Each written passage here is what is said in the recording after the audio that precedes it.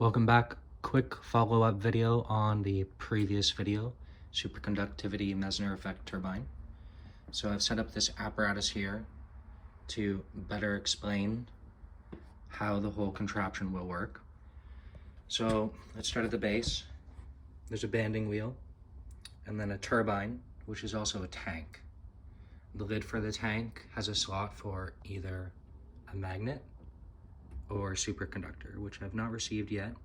The superconductor will be yttrium barium copper oxide. This tank can be filled with nitrogen pellets or liquid nitrogen and will be fastened to this banding wheel by way of some set screws. Okay, it's designed to spin in a counterclockwise direction. The upper portion of this apparatus is a Victor Schauberger repulsine, an interpretation, not yet complete, still have work to do in the carving. It's going to rotate in a counterclockwise direction.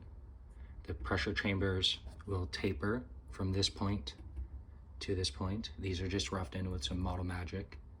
The pressure chamber is the last step. First step is to electroform this. Second step is to dip this in wax to create the interstitial space.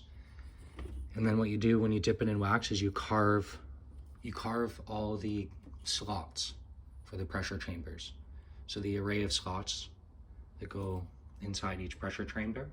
Then you electroform that again, and then you melt the wax out to create your repulsine with a interstitial space, which is the thickness of the wax that you dipped in the second run.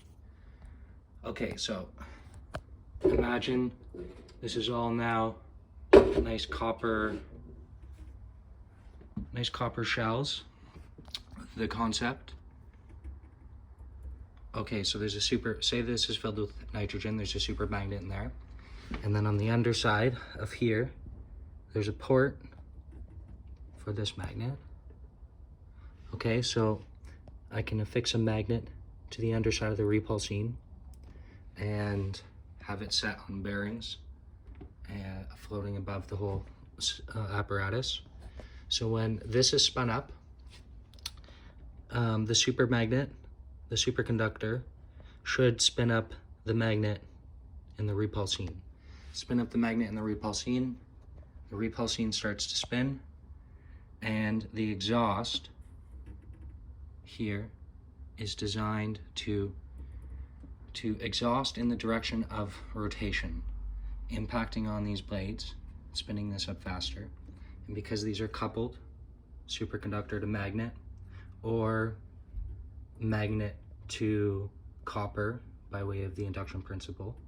Either way, the spinning up of this should amplify this,